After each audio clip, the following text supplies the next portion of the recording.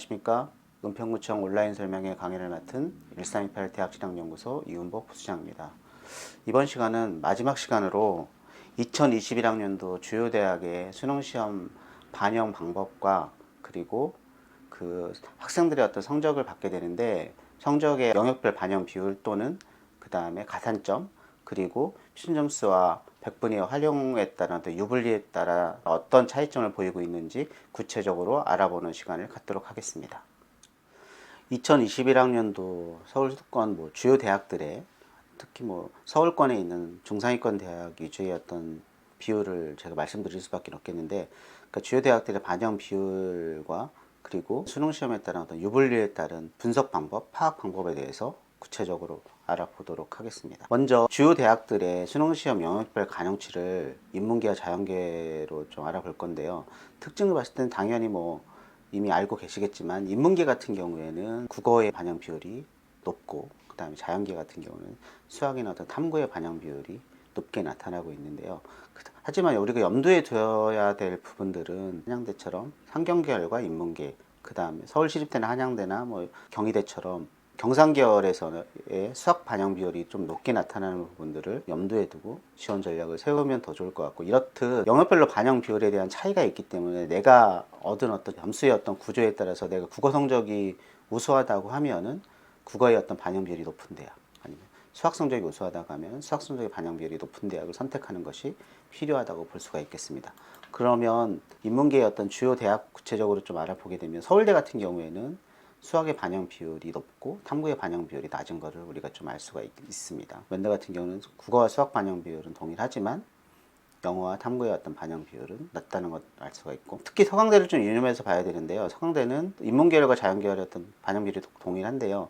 수학의 반영 비율이 40% 이상 높다는 것도 우리가 알 수 있어서 서강대를 지원을 염두에 두고 있는 학생들은 수학에 대한 어떤 반영 비율이 높기 때문에 수학에 대한 대비를 철저히 해주는 것이 필요하다고 볼 수가 있겠습니다. 그리고 한양대 같은 경우도 인문계는 영어의 반영 비율만 낮고 나머지 영역의 반영 비율은 동일하지만, 그 다음에 상경계열 같은 경우에는 수학의 반영 비율이 높다는 걸 우리가 알 수가 있겠습니다. 그리고 이화여대 같은 경우에는 국어의 반영 비율이 높게 나타나고요. 그리고 경희대도 인문계열은 국어의 반영 비율이 높게 나타나지만, 일단 사회계열 같은 경우에는 수학의 반영 비율이 높게 나타나는 것을 우리가 알 수가 있겠습니다. 그러니까 서울시립대 같은 경우도 경제와 세무, 경영에 대한 반영 비율을 살펴보면 수학의 반영 비율이 높고, 그리고 나머지 대학들은 탐구의 반영 비율이 낮으면서 국어와 수학 반영 비율이 동시에 조금 소폭 높은 것을 우리가 알 수가 있겠습니다. 인문계라 하더라도 상경계열이나 아니면 서강대로 지원 목표를 하고 있는 친구들이라면 수학에 대한 대비를 철저히 해주는 것이 필요하고, 나머지 그냥 일본 대학에 지원하고자 한다고 하면은 대체적으로는 국어에 대비를 철저히 해주는 것이 더 유리하다고 볼 수가 있겠습니다. 자연계를 살펴보면 자연계 같은 경우에는 이 수학의 반영 비율이나 탐구의 반영 비율이 높다는 것을 우리가 알 수가 있겠는데요. 서울대 같은 경우는 수학의 반영 비율이 1.2배로 가장 높고, 그 다음에 연대 같은 경우도 1.3배로 가장 높고, 영대 같은 경우는 수학과 탐구 영역의 반영 비율이 높다는 걸 우리가 알 수가 있겠습니다.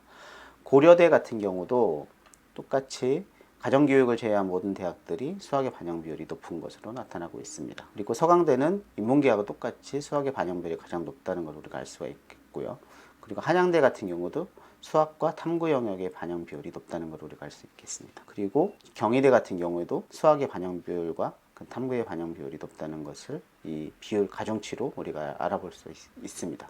이렇기 때문에 자연계열 학생들 같은 경우는 국어나 영어보다는 수학과 탐구 영역에서 좋은 성적을 얻는 것이 정시 모집에서는 가장 유리하다고 볼 수가 있겠습니다. 그러면 그 주요 대학 위주로 어떤 반영 비율을 좀 구체적으로 알아보게 되면, 서울대 같은 경우 구체적인 비율로 알아보게 되면 인문계와 의료학과 같은 경우에는 국어와 수학 나영, 그리고 영어, 사회과학 탐구를 반영을 하거나 아니면은 과영을 응시한 학생도 지원이 가능하게 되는데요. 만약에 인문계열을 지원하는 학생 같은 경우 국어는 33.3%를 반영을 하고 수학은 40%, 그 다음에 탐구는 26.7%를 반영을 하는데, 인문계열로 지원하는 학생들 같은 경우 제외국어 한문 같은 경우에는 감점으로 반영을 하게 되겠습니다. 자연계 같은 경우에는 국어는 33%, 그 다음에 수학 가형을 40%, 과학탐구 영역을 26.7%를 반영을 하게 됩니다. 그리고 간호대학과 미술대학, 체육교육과, 음악교육과는 인문계열과 동일한 반영 방식 선발을 하게 되겠습니다. 그리고 연세대 인문계는 국어는 33.3%, 수학 33.3%, 그 다음에 영어 16.7%, 그 다음에 탐구는 사회과학 다 응시가 가능한데요. 16.7%를 반영을 하고 제외국 한문을 탐구 영역의 한 과목으로 대체가 가능합니다. 자연계열 같은 경우에는 수학 가형과 과학탐구를 응시한 학생만 지원이 가능한데요. 국어의 반영 비율은 22.2%고 그 다음에 수학은 가형만 33.3%, 영어 11.1%, 그리고 탐구 영역은 33.3%, 한국사는 가산점 형태로 반영이 되고, 그리고 예체능계 같은 경우에는 음악대학은 국어와 영어만을 반영을 해서 국어는 66.7%를 반영을 하고 영어는 33.3% 이 두 개 영역을 반영을 하게 됩니다. 그리고 체육교육과 스포츠응용산업학과는 국어는 33.3%를 반영을 하고 수학은 33.3%, 다음에 영어 16.7%, 탐구 영역 16.7%, 인문계와 동일한 반영 방식으로 선발을 하게 되겠습니다. 고려대 같은 경우는 인문계는 국어 영역 같은 경우는 35.7%, 수학 영역 35.7%, 수학 영역 가나형 모두 지원이 가능하고요. 탐구 영역 28.6%를 반영을 하는데 사회탐구, 과학탐구 모두 응시가 가능합니다. 그리고 영어는 감점 형식으로 반영이 되고 한국사는 가점 형식으로 반영이 됩니다. 그리고 자연계 같은 경우에는 가정교육과와 그 다음에 간호대학 컴퓨터공학과 자유전공학부를 제외한 자연계 모든 학과들은 수학에서는 가형을 응시를 해야 되고 탐구에서는 과학탐구 영역을 응시를 해야 지원이 가능하다고 볼 수가 있겠습니다. 그리고 국어 영역 같은 경우 31.3%를 반영을 하고 그 다음에 수학은 수학 가형만 31.5%, 그리고 탐구는 과학탐구 영역만 31.3%를 반영을 하게 되겠습니다. 그리고 가정교육과 같은 경우에는 인문계와 동일하게 국어와 수학은 35.7%씩 반영을 하고요. 그 다음에 탐구는 사회탐구와 과학탐구 모두 허용이 되는데요. 28.6%를 반영을 합니다. 디자인 조형학부는 국어와 탐구 영역만 반영을 하게 되는데요. 그리고 영어와 한국사는 감점과 가점으로 반영이 되고요. 그리고 탐구 영역은 전부 다 두 과목을 응시를 해야 됩니다. 그리고 한양대 같은 경우에는 학과별로 차이가 조금 있을 수 있는데요. 인문계 같은 경우에는 국어와 수학, 탐구가 30%씩 반영을 하고 영어는 10% 반영 비율로 선발을 하게 되고 한국사는 감점 형태로 반영을 하게 됩니다. 인문계 같은 경우에는 수학에서는 나형을 응시를 해야 되고 그 다음에 탐구 영역에서는 사회탐구를 응시를 해야 됩니다. 자연계는 반대로 수학에서는 가형을 응시를 해야 되고 탐구에서는 반드시 과학탐구 영역을 응시를 해야 됩니다. 그리고 자연계 어떤 반영 비율을 알아보면 국어는 20%를 반영을 하고 수학은 수학 가형에서 35%, 영어에서 10%, 그 다음에 과학탐구에 35%를 반영을 하는데 수학과 과학 반영 비율이 높다는 걸 우리가 이미 앞에서 알아보았고요. 그리고 좀 특이사항으로는 과학탐구 2를 응시를 한 학생들 같은 경우에는 3%의 가산점이 있다는 것을 알 수가 있고, 그리고 인문계에 한해서 제외고 한문 과목을 사탐의 한 과목으로 대체가 가능합니다. 이화여대 같은 경우에는 인문계는 국어 30%, 수학 나형 25%, 영어 20%, 그 다음에 사회과학탐구 25%의 반영 비율로 선발을 하게 되고 제2국어 한문 영역을 탐구의 한 과목으로 대체가 가능합니다. 그리고 자연계 같은 경우에는 국어는 25%를 반영을 하고요. 수학은 수학 가형만 반영을 하는데 30%를 반영을 하고 영어는 20%, 그 탐구는 과학탐구 영역만 반영을 하게 되는데 25%의 반영 비율로 선발을 하는 것을 알 수가 있겠습니다. 그 중앙대 같은 경우에는 인문계와 예체능계는 국어와 수학이 40%씩 각각 반영을 하고 탐구는 20% 반영을 합니다. 그리고 제외고 한문 영역을 사탐의 한 과목으로 대체가 가능하고요. 그 자연계는 수학에서는 가형, 탐구에서는 과학탐구 영역만 허용을 하게 되는데요. 국어의 반영 비율은 25%의 반영 비율을 나타내고, 그다음 수학 가형은 40%, 그다음 과학탐구 영역은 35%를 반영을 해서 수학과 과학의 어떤 반영 비율이 높다는 것을 알 수가 있겠습니다. 그리고 영어는 비율이 아닌 가산점 형태로 반영이 되고요.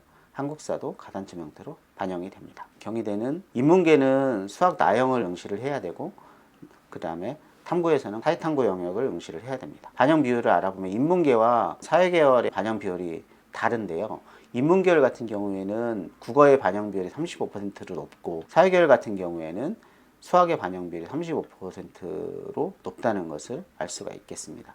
구체적으로 반영 비율을 알아보면 인문계 같은 경우에는 국어의 반영 비율이 35%, 수학 나영이 25%, 영어 15%, 사회탐구 영역이 20%, 한국사를 비율로 해서 점수화해서 반영을 하는데 한국사는 5%의 반영 비율을 적용해서 선발을 하게 되겠습니다.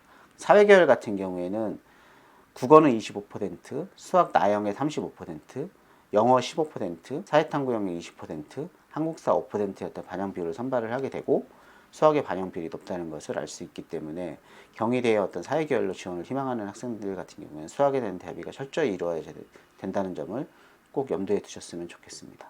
그리고 자연계열 같은 경우에는 수학 과형과 과학탐구 영역을 꼭 응시를 해야 되는데요. 반영 비율을 알아보면 국어는 20%, 수학 과형 35%, 영어 15%, 그다음에 과학탐구 영역 25%의 비율로 선발한다는 것을 알 수가 있겠습니다. 그 예체능계 같은 경우에는 국어, 영어, 탐구 영역 3개 영역만 반영을 하는데요. 국어는 국어의 반영 비율이 가장 높은 50%를 반영을 하고 그다음에 영어 20%, 그다음에 사회과학 탐구 영역 30%를 반영을 하고 인문계와 자연계는 탐구 영역을 2과목을 반영을 하는데 예체능계는 1과목만 반영을 해서 정시 모집에서 학생들을 선발하게 되겠습니다. 한국에는 여기 자연계 같은 경우에는 글로벌 캠퍼스를 의미를 하고요.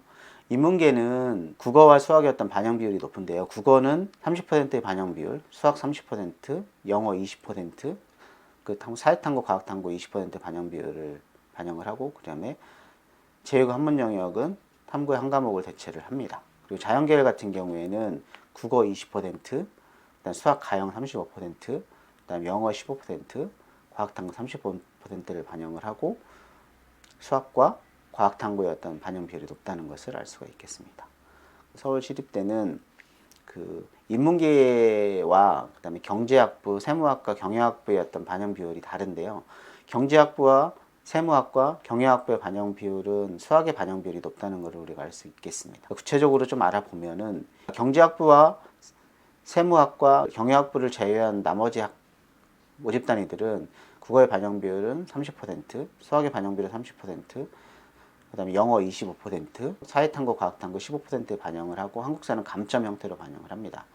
그리고 경제학부와 세무학과 경영학부는 국어 30%, 수학 35%, 영어 25%, 그리고 탐구 영역 사회탐구, 과학탐구 10%로 그 탐구의 어떤 반영 비율을 줄이고 그다음에 수학의 반영 비율을 높여서 선발을 하고 그리고 제외고 한문은 탐구 영역 1과목을 대체를 합니다. 인문계에 한해서. 그리고 자연계는 수학 과형과 과학탐구 영역을 응시를 해야 되는데요.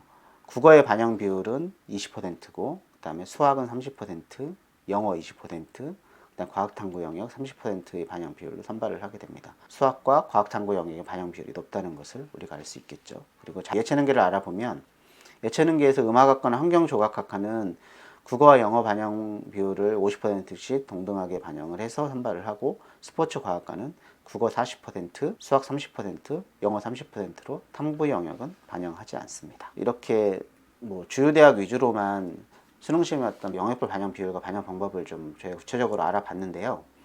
그 나머지 대학들도 대학에 따라서 반영 비율과 그다음에 반영 영역이 다르기 때문에 본인이 지원하고자 하는 대학이나 모집 단위에서 어떻게 수능 시험을 반영하는지를 미리 알아보고 어떤 영역에 더 집중을 해야 되는지에 대해서 분석을 한 다음에 그 부분에 더 시간 투자를 많이 해서 우수한 성적을 얻을 수 있도록 준비하는 것이 더 필요하다고 볼 수가 있고요. 그리고 나중에 수능 성적이 나온 후에도 지원 전략을 수립을 할 때 본인이 성적이 우수한 영역의 반영 비율이 높은 대학을 지원하는 것이 훨씬 더 합격 확률이 높기 때문에 그런 부분들에 대한 어떤 분석을 철저히 해두는 것이 필요하고 지금 시점에서는 내가 목표로 하는 대학에서 어떤 수능의 어떤 영역을 반영을 하고 그리고 어떤 영역에서 높은 비율로 반영하는지를 분석을 한 다음에 반영 비율이 높은 영역에 시간 투자를 많이 하고 집중해서 준비를 하면 더 좋은 결과를 얻으실 수 있을 것 같습니다. 그럼 다음으로 영어 영역이 뭐 비율을 통해서 점수화로 반영이 되거나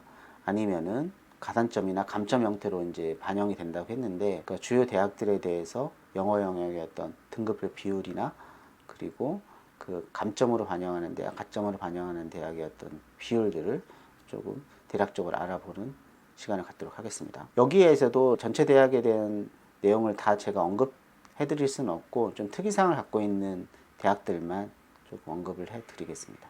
가톨릭대 같은 경우에는 전모집 단위와 의회 간호의 어떤 반영 방법이 다른데요.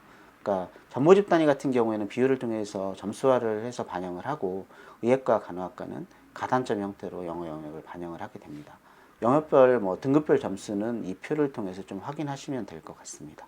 건국대 같은 경우는 점수화해서 반영을 하는데, 인문계, 자연계, 그리고 자연계 중에서도 일반 학과들과 수의학과의 등급별 반영 비율이 다르다는 것을 좀 우리가 알 수 있거든요.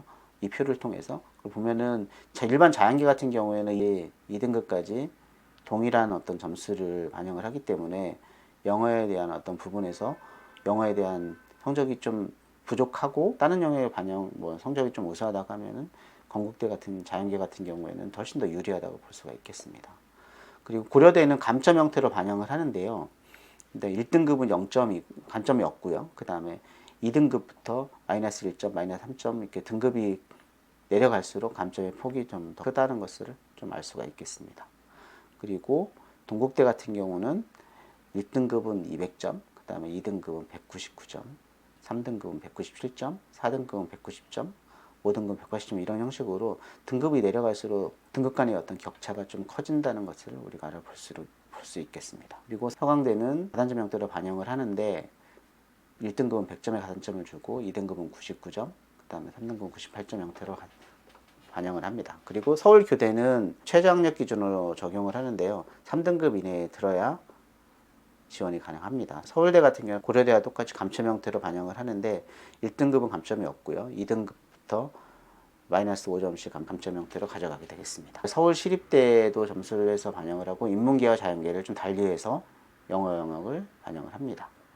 그리고 성균관대도 가산점 형태로 반영을 하게 되고, 등급이 커질수록 점수의 하락폭이 더 커진다는 것을 우리가 알아볼 수가 있겠습니다. 그리고 숭실대는 인문계와 자연계, 그리고 예체능계, 인문계와 자연계는 동일하고 예체능계는 점수 반영 방법의 차이를 두고 반영을 하게 되고, 연세대는 1등급은 100점, 점수화해서 반영을 하는데 1등급은 100점, 2등급 95점, 3등급 87.5점, 1등급과 2등급의 어떤 격차가 좀 큰 것을 알 수가 있겠습니다. 앞서 봤을 때 고려대 같은 경우에는 1등과 2등급이 1점 차이가 나고, 그리고 서울대 같은 경우에는 0.5점의 차이가 납니다. 그렇기 때문에 만약에 다른 국어와 수학 그리고 탐구 영역은 거의 만점에 가까운 우수한 성적을 받았는데, 영어에서 2등급을 받은 학생 같은 경우에는 연대를 지원하게 되면 연대 1등급과 2등급의 격차가 5점의 점수 차가 있기 때문에 연대를 지원하게 되면 불리하다는 걸 우리가 알 수가 있습니다. 따라서 영어 영역이 2등급이 나오면서 다른 영역이 우수한 학생들 같은 경우에는 연세대를 지원하는 것보다는 고려대를 지원하는 것이 훨씬 유리하다는 것을 우리가 알 수 있습니다. 이렇듯 영어의 등급별 점수의 어떤 반영 등급별 점수가 어떤 차이가 나타나는지에 따라서도 유불리가 나타날 수 있기 때문에, 그만큼 대학별 계산식을 통해서 지원 전략을 수립하는 것이 중요하다고 다시 한번 강조를 드립니다. 그러면 이제 한국사의 등급별 점수를 보게 되면, 한국사도 똑같이 건국대나 경희대처럼 어떤 비율을 통해서 점수화해서 반영을 하는 방법도 있지만, 그다음에 가산점 형태로 반영을 하거나 아니면은 국민대처럼 감점 형태로 반영하는 대학들이 있습니다. 여기서 보게 되면 아까도 말씀드렸듯이 인문계는 3등급 정도까지는 거의 동일한 점수를 부여를 하게 되고, 그 다음에 자연계 같은 경우는 4등급 정도까지 동일한 점수를 부여를 하면서 그 밑으로 갈 때 가산점의 폭이라든가 감점의 폭을 달리해서 반영을 하기 때문에, 최소한 인문계 같은 경우에는 3등급 이내를 목표로 준비를 하고, 그 다음 자연계 같은 경우는 4등급 이내를 목표로 준비를 하는 것이 필요하다고 볼 수가 있겠습니다. 이 부분은 가점이나 감점으로 반영하는 대학에 해당하는 거고, 건국대나 경희대처럼 점수화를 해서 반영하는 대학들 같은 경우는 최대한 높은 등급을 맞는 것이 더 유리하다고 볼 수가 있겠습니다. 전체적으로 보면은 가톨릭대 같은 경우에는 인문계와 음악학과는 4등급까지 만점을 주고, 자연계는 5등급까지 만점을 주게 됩니다. 그리고 국민대도 4등급까지 만점을 주고 그 밑으로부터 감점 형태의 어떤 폭이 좀 넓어진다는 것을 알 수가 있겠습니다. 덕성여대 같은 경우에는 인문계, 자연계 동일하게 모두 점수의 가산점 점수의 차이가 있을 뿐이지 4등급까지 동일하게 가산점을 부여한다는 것을 우리가 알 수가 있겠습니다. 그러니까 동국대는 점수화해서 반영을 하는데 동국대 같은 경우는 1등급이 200점, 2등급 199점, 3등급 197점 이렇게 등급이 내려갈수록 점수가 커집니다. 그렇기 때문에 동국대를 지원하는 학생들은 한국사를 무조건 최대한 1등급을 맞는 것이 훨씬 더 유리하다고 볼 수가 있겠죠.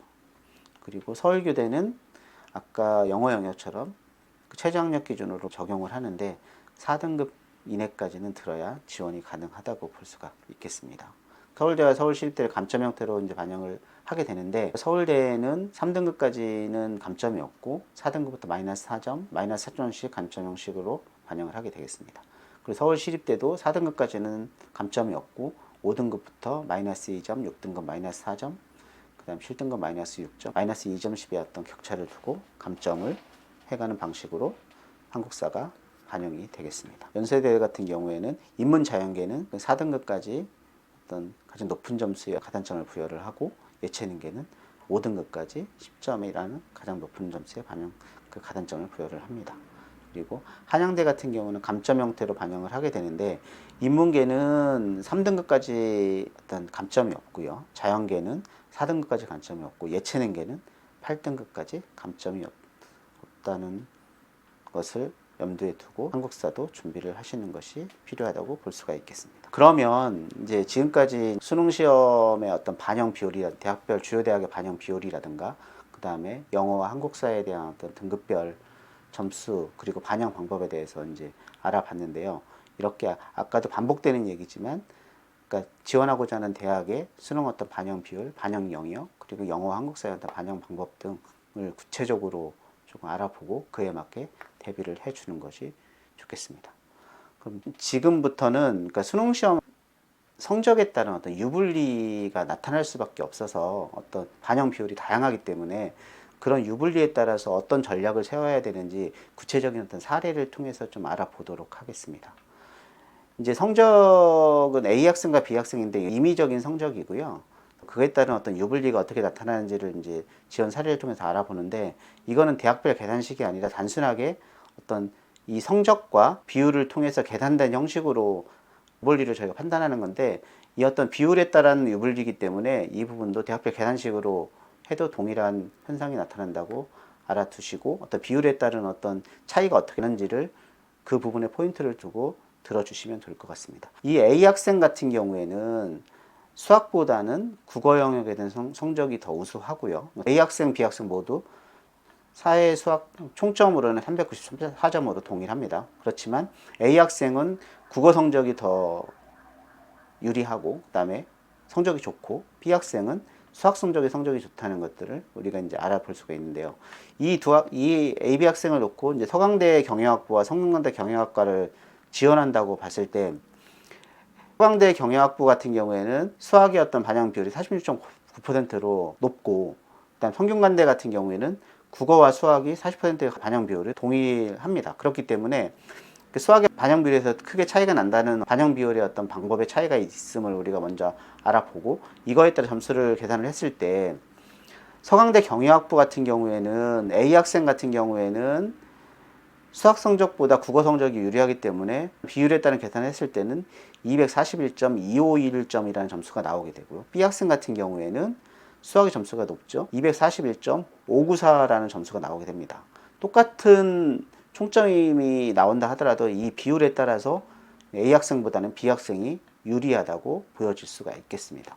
성균관대 경영학과 같은 경우에는 국어와 수학의 반영 비율이 40%로 동일한데요. A 학생은 국어 성적이 유리하고 B 학생은 수학 성적이 유리하기 때문에 이러한 어떤 반영 비율에 따른 점수 차이가 나타나게 되는데 A 학생 같은 경우에는 이 반영 비율에 따른 합산을 따져보면 241.6점이 나오고 그 다음에 B 학생 같은 경우에는 241.4점이라는 점수가 나오게 됩니다. 따라서 그 국어 성적이 더 유리하고 수학 성적이 조금 더 불리하지만 수학 성적 반영 비율이 조금 더 낮기 때문에 A 학생이 더 유리한 것으로 나타나게 됩니다.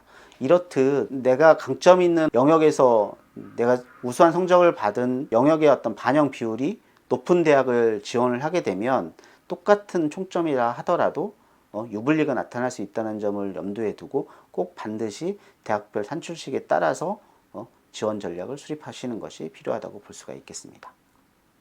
그럼 다음으로 그 표준점수와 백분위를 반영하는 대학들이 있는데, 표준점수와 백분위를 반영하는 대학에 따라서 유불리가 나타날 수 있습니다. 하지만 이런 유불리는 조금의 염두에 두셔야 될 부분들이 있는데, 최상위권 대학들은 거의 다 표준점수를 반영을 하기 때문에 이에 따른 어떤 유불리는 나타나지 않습니다. 하지만 중위권 대학들 같은 경우에는 표준점수를 반영하는 대학과 백분위를 반영하는 대학 똑같은 점수대 안에서도 나타날 수가 있기 때문에 그에 따른 유불리는 분명히 나타날 수가 있습니다. 예를 든다고 하면 세종대, 숭실대, 아주대, 인하대, 홍익대처럼 뭐 표준점수를 반영하는 대학이 있고, 그 다음에 가천대, 국민대, 단국대, 성신여대, 숙명여대처럼 백분위를 반영하는 대학이 어떤 동일한 어떤 점수대에서 선택할 수 있는 부분들이 나온다고 하면 여기서는 반드시 좀 유불리를 따져보는 것이 필요하다고 볼 수가 있겠습니다. 그러니까 C학생과 D학생 같은 경우에는 표준 점수로는 366점으로 동일합니다. 하지만 C학생 같은 경우는 백분위로 계산했을 때는 258.5점이 나오고, 그 다음에 D학생 같은 경우에는 255.0점이 나와서 3.5점의 점수 차이가 나게 됩니다. 이렇듯 점수와 백분위를 반영하는 거에 따라서 점수 차이가 나타나는 것을 우선 이제 우리가 알아볼 수 있고요. 지원 사례로서 알아보게 되면 국민대 소프트웨어 학부는 백분위를 반영을 하고, 숭실대 소프트웨어 학부는 표준 점수를 반영을 하게 됩니다. 그렇다고 봤을 때 국민대 소프트웨어 학부에서는 C학생이 같은 경우에는 반영 비율의 합산으로 88.35점, 그 다음에 D학생은 87.60점으로 C학생이 유리한 것으로 나타납니다.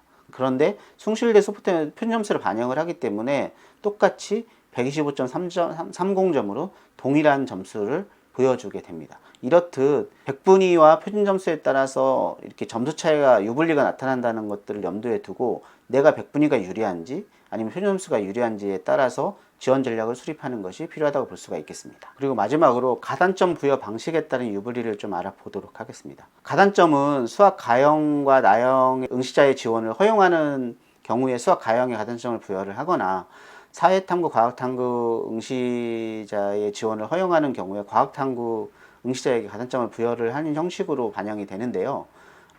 그러니까 이건 단순하게 이제 설명을 드리는 겁니다. 똑같이 이제 수학 가형과 나형으로 4등급을 얻은 학생 같은 경우에 똑같이 4등급 컷이라고 봤을 때 점수는 수학 가형 같은 경우는 106점이고 4등급 컷이, 수학 나형 같은 경우는 110점입니다. 여기서는 수학 나형의 4점이라는 점수가 더 높다는 것을 알 수가 있습니다. 그런데 5%의 어떤 가산점을 부여를 했을 때, 가산점을 적용했을 때는 반대로 수학 가형이 111.3점이 되고 수학 나형은 가산점이 없기 때문에 110점 동일하게 됐는데, 여기 점수 차이는 수학 가형이 반대로 1.3점이라는 점수 차이를 두면서 더 높아지게 됩니다. 이렇듯 가산점 비율이 5% 이상인 경우에는 이렇게 똑같은 백분위에 따라 점수가 나타난다 하더라도 가산점에 의해서 역전 현상이 나타날 수 있기 때문에 가산점을 부여를 하고 부여를 안 하고에 따라서 지원 전략이 달라져야 한다는 것들을 우리가 염두에 두고, 뭐 대체적으로 교차 지원을 허용하는 대학을 지원할 경우에는 이 가산점 여부를 염두에 두고 지원 전략을 수립하는 것이 필요하다고 볼 수가 있겠습니다. 또 자연계 학생들 같은 경우에 수학 가형의 어떤 성적이 좀 여의치 않아서, 그러니까 나형으로 응시하는 경우가 있는데, 이런 경우를 결정을 하실 때는 이미 원서 접수가 끝났지만 그런 부분에서는 제가 나형으로 응시를 했을 때 얼만큼의 성적이 향상되는지를 염두에 두고 최소한 3등급 아니면 2등급 이상의 어떤 성적 향상이 이루어진다는 것들을 좀 확인한 다음에 나형으로 응시를 결정하시는 것도 필요하다고 볼 수가 있겠습니다. 이거는 지금 이제 가형만 제가 설명을 드렸는데요. 과학탐구 영역도 동일하게 적용이 되기 때문에 가산점을 어떠한 비율로 적용하느냐에 따라서 유불리가 나타나기 때문에 반드시 이러한 유불리도 따져보고 지원 전략을 수립하시는 것이 필요하다고 볼 수가 있겠습니다. 지금까지 주요 대학의 수능시험 영역별 반영 비율이라던가 반영 방법에 대해서 구체적으로 우리가 알아보았고요. 그리고 영역별 반영 비율과 그 다음 영역별 반영 방법에 따라서 어떤 유불리가 나타나는지, 그리고 표준 점수와 백분위를 반영하는 것에 따라서 또 어떤 유불리가 나타나는지, 그리고 가산점 부여가 어떤 식으로 반영이 되는지에 대해서 구체적으로 우리가 알아보았는데요. 이제 뭐 수능 시험이 12월 3일 날 시행이 되면서 얼마 남지 않았는데 지금 수시 모집을 준비하느라 좀 많은 시간을 좀 할애하시겠지만 수능 최저학력 기준을 반영을 하거나 아니면 정시 모집을 염두에 두고 있는 학생이라면 지금부터의 어떤 준비가 가장 중요하다고 볼 수가 있습니다. 지금까지 알아본 정시 모집의 어떤 특징과 그 다음에 선발 현황과 그리고 주요 대학의 어떤 수능 반영 방법들을 미리 숙지를 하고 지원하고자 하는 어떤 대학의 희망 학과에 따라서 어떤 식으로 수능 시험에 반영하는지를 미리 알아보고 그에 대한 철저한 대비를 한다면 정시 모집에서도 아니면 수능에서도 좋은 결과를 얻으실 수 있으실 거라 생각이 듭니다. 지금까지 은평구에서 시행하는 온라인 설명회를 14회차로 진행을 했는데요. 좀 많은 도움이 되셨는지 모르겠습니다. 앞으로 필요한 부분들이 있으시다고 하면은 필요에 따라서 어떤 회차를 좀 참고를 하셔서 반복해서 들으시고 도움을 받으셨으면 좋겠습니다. 지금 고등학교 3학년뿐만이 아니라 중학생들부터 고등학교 2학년까지 전체적으로 입시를 저희가 가이드를 해드렸는데요. 그 부분이 좀 도움이 되셔서 입시를 준비하시는데 조금의 가이드가 되셨으면 좋겠습니다. 이상으로 은평구청에서 실시한 온라인 설명회를 마치도록 하겠습니다. 감사합니다.